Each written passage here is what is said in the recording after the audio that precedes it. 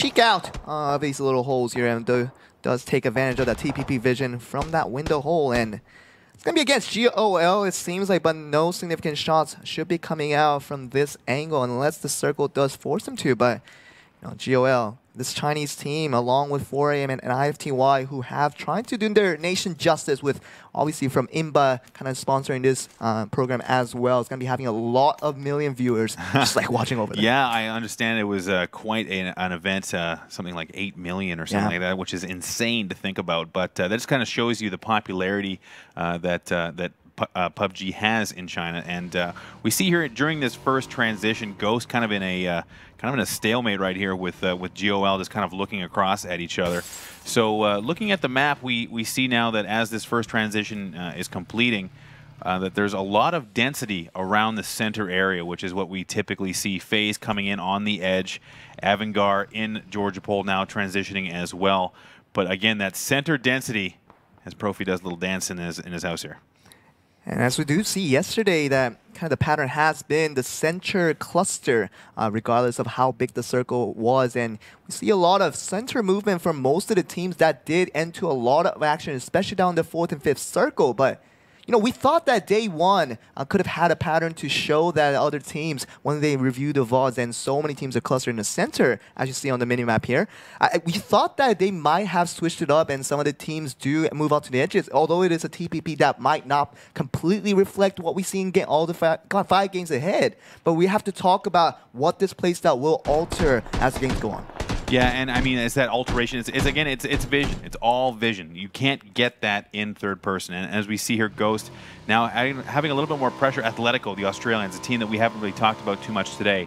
They had some good early games yesterday, but they had a little bit of difficulty through the latter half of the day. So now it's up to the Australians to kind of assert themselves. They got good shots. GOL in transition here, taking a lot of pressure from Ghost, and actually Ghost in the receiving end as well. And we're going to see Ghost and Atletico trying to get at each other, and Ghost is going to be in the compound trying to defend himself, but doesn't feel very comfortable with Atletico putting so much pressure on them. But you also see Myth, being the Thai team. Minora, we saw one of the last few survivors from the Thai squad beating out their opponents to get there. But we see Entis Ace and GOL here.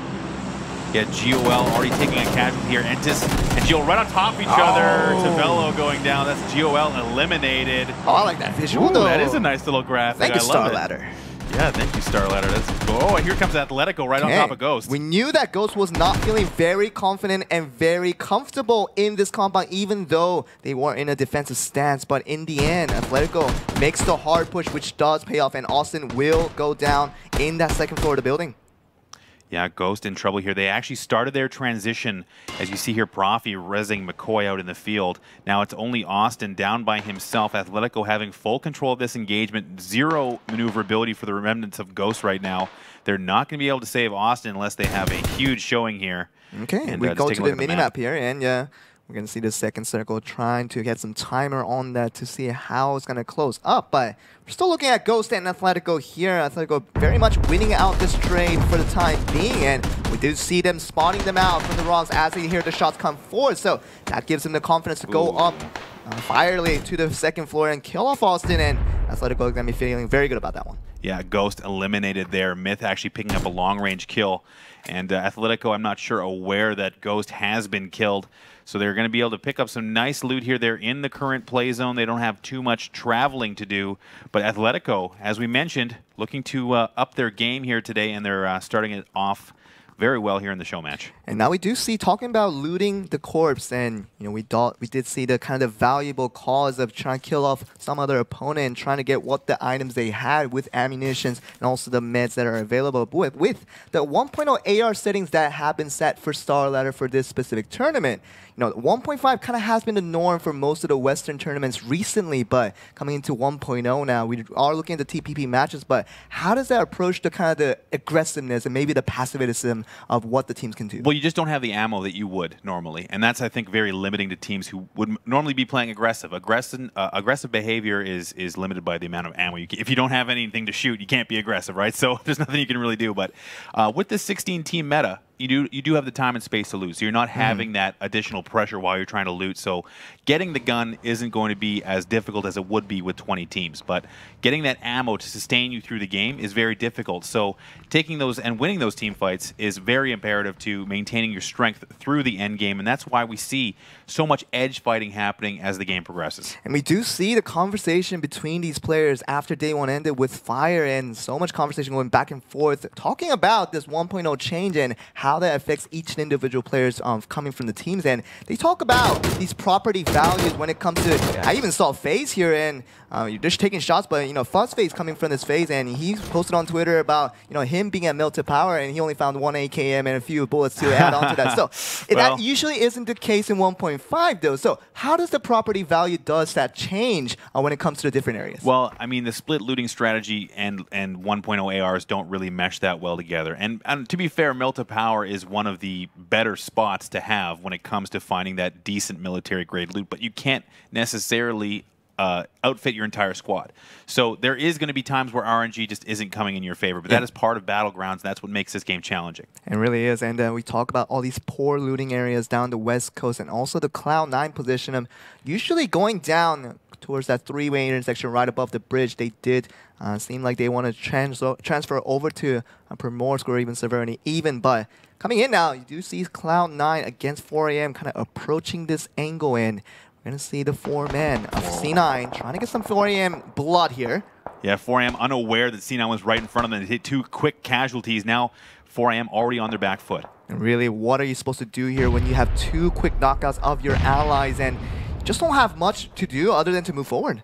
Yeah, and it looks like Moody coming up to support Frolicker here. They're going to be going full aggression here, and they're running straight at 4 AM. No holds barred here. And Captain is going to be the one knocked off, and the rest of the 2 players, Aluka and Gukun, coming in for 4 AM. They have to put the counter attack, but it makes it extremely difficult for them to do so when the high hill is currently towards C9. You can see Frex actually moving out on the flank immediately. This is how you kind of manage an engagement as Aluka just takes one off the side of the head. Another knock coming in for 4 AM, and that will be the last member standing for Gukun. What is kind of a lonely situation for this guy, and C9 and look for cleanup duties here. Yeah, the way they position themselves on top of this hill, Frolicker and Frex immediately moving the flank, taking away all options for Gukun to defend himself. He's basically stuck in the open in this low ground position with C9 swarming all around him. Should be a very easy one. How many casualties is he going to enforce? But none is the answer as C9. All 4 men fresh as they do pick out the win against 4 AM coming in. So a very good advantage of the TPP vision that they use on the high hill to see 4 AM coming through and get some very quick kills. The first 2 and the rest of them were easy. Yeah, absolutely. We're actually taking a look here at Atletico and LG. Both teams here trying to increase their standings here today. Obviously in the show match, not going to be able to affect the daily standings, but this is something that where I think LG needs to get some confidence back. They're in a familiar environment in the third-person perspective. They're facing down nearby Atletico, but right now I'd like to see some aggression. I mean, Teknosh being an aggressive player, high skill, but the rest of these guys are no slouches either. So it's a matter of get that confidence, get out there and take a fight. And I know that Atletico, the fans are the most loyal in the world because coming in, we're talking about different time zones as we play this tournament out. And back in Australia, it is very late, and by the time this is over, it's going to be about the early morning. You see the sunrise, and the fans are still having kind of a show, kind of a viewing party as they do, and that's what I heard from the players. And it takes loyalty to do that, Moses. Well, loyalty is definitely the key word there, and Atletico has a huge fan base back in Australia. The Oceanic region, not really represented in tournaments as of late. I mean, not able to qualify for previous tournaments. So seeing them here today is both refreshing and, it's also encouraging for those in the Oceanic region who might be interested in playing competitively as they see their countrymen here competing. Definitely increasing competition should raise the morale of the region as a whole. And speaking of regions, South America is also represented here with Luminosity Gaming, with one of their 2 squads of the organization being represented from Brazil, and Bebe and the rest of the squad were trying to find a lot of success yesterday, but wasn't the case when it came to all the results standing in.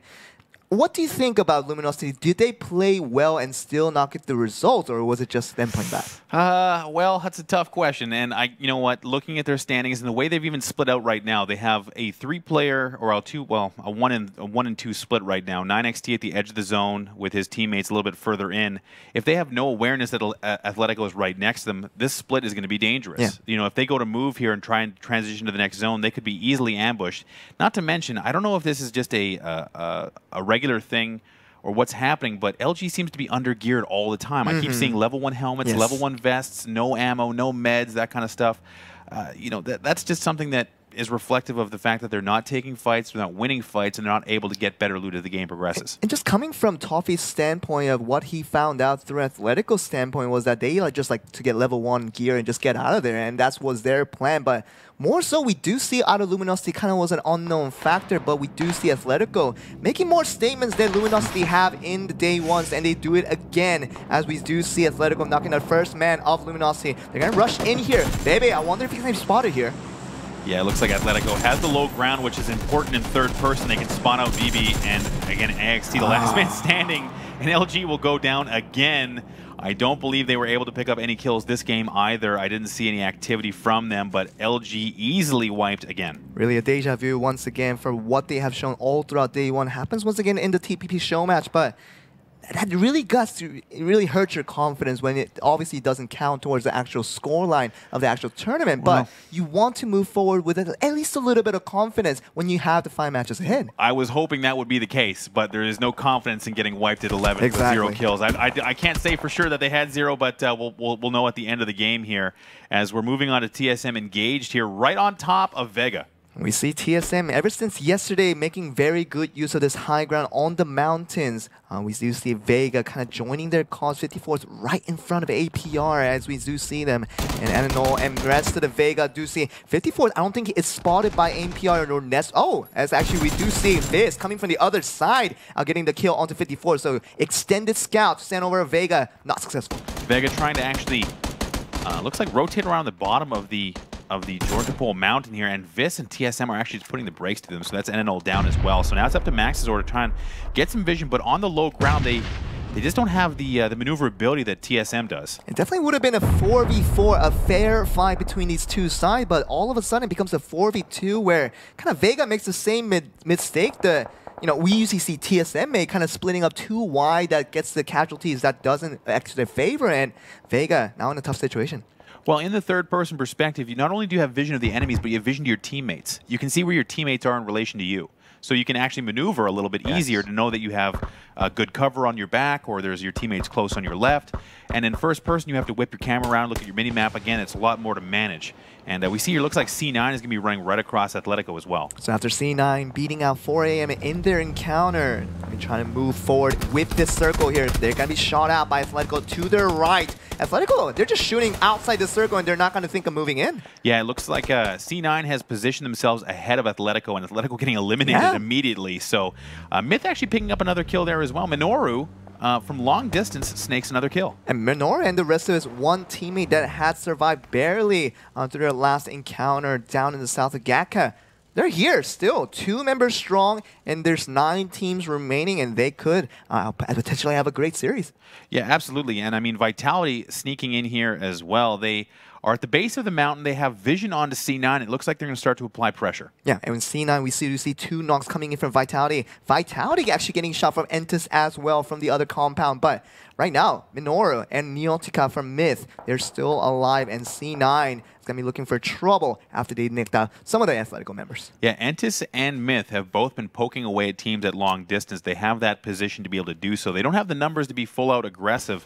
But now Vitality going down to 2 alive, only with 1 kill on the team. TSM is actually moving down the mountain on the other side, so TSM is going to be able to sneak around here, and it looks like Moody is going to engage with Vitality. It seems like Vitality is in a tough situation here. Not much angles they can hide themselves upon, with so many teams clustering up upon them. And we actually saw TSM trying to make the south entrance, but they did hear the gunshots and decided to move a little bit more north. So Roxy does not have to worry about TSM right behind them. They just have to worry about C9. Yeah, Moody here just trying to get some painkillers into him and move on to Vitality. Shiv going down. I believe that's now only 1 up Araxi, the last man standing for Vitality. Entis and Myth have been playing spoilers here through the mid game. And Solid and Moody, the last two members of C9, they have to get a kill onto Roxy. They kind of have an idea of where they might be. Wonder if they know where Entis Ace is right in front of them. Yeah, Entis just holding on to that yellow compound area just outside the zone. The circle now closing. TSM having to make a very tough split here and move down through in a wide open field. Liquid is down below them. FaZe is lurking in the ruins. Now, this is where we see TSM get into trouble. They're 2-2 split. They're far away from each other. And we'll see if they can make it work this time around. And luckily, right now, TSM, at the moment, is just really impressive to the fact that TSM, even though they are on a 2-2 split, they are still kind of not have many opponents around them, which does kind of make their split work out. But I want to talk about Liquid just a little bit because, once again, they are in one of these final few circles. As we see Myth, we're going to dive into that later, and FaZe actually beats out Myth. It was a 2v2 situation. We thought Myth might have had a good chance on that one, knocking out Yemty. And then Yemty does go down, so it's going to be Mixie all on his own, with Hexeti kind of be the only teammate left alive. Yeah, and we saw their Vitality got knocked out a little bit earlier as well. So Vitality out here. FaZe still holding on too strong. Liquid quietly staying 4 up here as well. They did get a little bit of a benefit from the circle, but they're holding on to the ruins and they're split as well. But they've got that nice vision split. I like the positioning of Liquid here. TSM is still strong. They're 4 up as well. They've got the high ground. We'll see what this next shift will look like.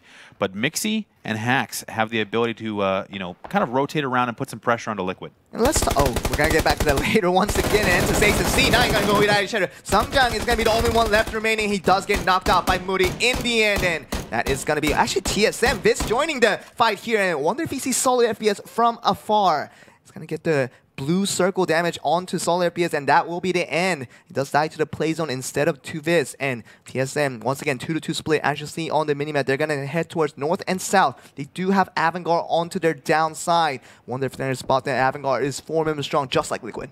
Avangard has been invisible this entire game, and all of a sudden they're 4 strong, moving on to TSM's position. Avangard with full kits here.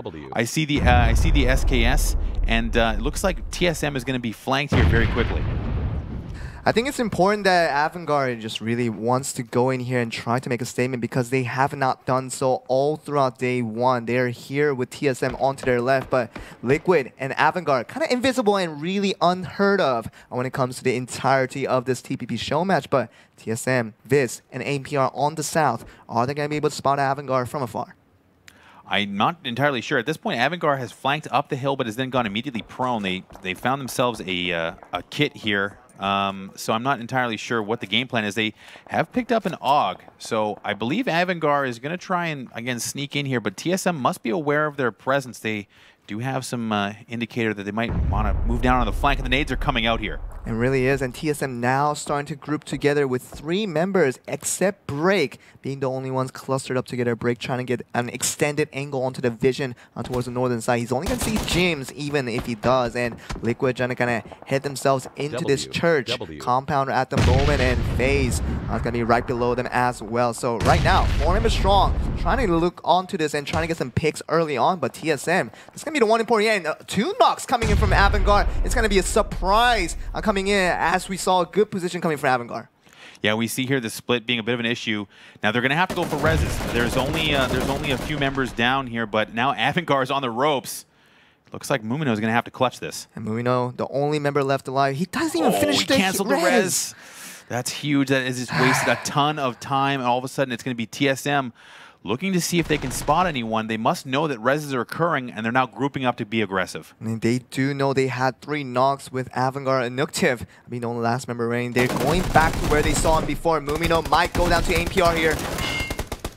TSM now all of a sudden in trouble. That's 2 down. Okay, Mumino actually does get a kill, knock onto APR there, but we're going to see TSM actually Viz going down to the play zone. So all of a sudden, without TSM, they might just get a clean kill onto Avangard, just move forward. But even APR is going to die to the play zone very, very soon. And Break, the one left stranding away from his teammates, is going to be the only one left remaining as he enters the circle. You saw that APR, in a heroic effort, started dropping gear for Break to pick up, grabbing the level 3 helmet and a couple of meds there. So Break, we've seen this before. now having to be the snake in the grass as his team did take out Avangar. So the aggression did pay off, but they cost him heavily as well. So break the last man standing for TSM. Now it looks like it's going to be Liquid versus FaZe, with Liquid having the 4-up advantage and looking to close out another win to start today. And you know what else we're seeing again that we saw all throughout day one is that Liquid have no fight, but they're still in the safe with all 4-man strong. So the positioning is kind of the thinking outright and thinking outside the box where other teams do not head to. And down in the ruins, they have been safe for the past 10 minutes. Liquid, this is what I think they're best at. They ride the position, they have a bit of circle luck, but they stay 4 strong. This is not something that happens by accident. People get caught all the time regardless of circle luck, but they've managed to stay 4 strong, and that gives you a huge advantage. TSM, 1 man up. There's 3 teams remaining, 2 on FaZe. They've already been in fights the whole way here. They've taken damage. Meanwhile, Liquid has just come in with positioning and are now 4 strong with all their equipment up and are in position to win game number 1 today. Just look at James just driving around the entire circle just to make sure where the opponents are. And that's the amount of freedom that you get when you have 4-man strong in a 7 left remaining situation. And you can just move so freely around the circle, get the save, knock out opponents, as we do see here. Hexeti's going to go down with 2 Samty here, and Mixi might be the last man standing for FaZe. I wonder if they're going to get third, and Break is going to be the first one down, so it's going to be the third for TSM, and most likely the second coming for FaZe. You know what? FaZe has no option here. The circle is coming. They're going to have to give up their cover. Liquid has 4 strong. All they have to do is put pressure on them. So right now, this is Liquid's game. It really is, and Mixi, sooner or later, Peace is going to come in and finish the game off. They're not going to wait for the play zone. They're going to go for the kill itself. And Peace is showing up all day yesterday is going to be the last man standing, as he's the last one to kill off the last member of FaZe. And they do pick up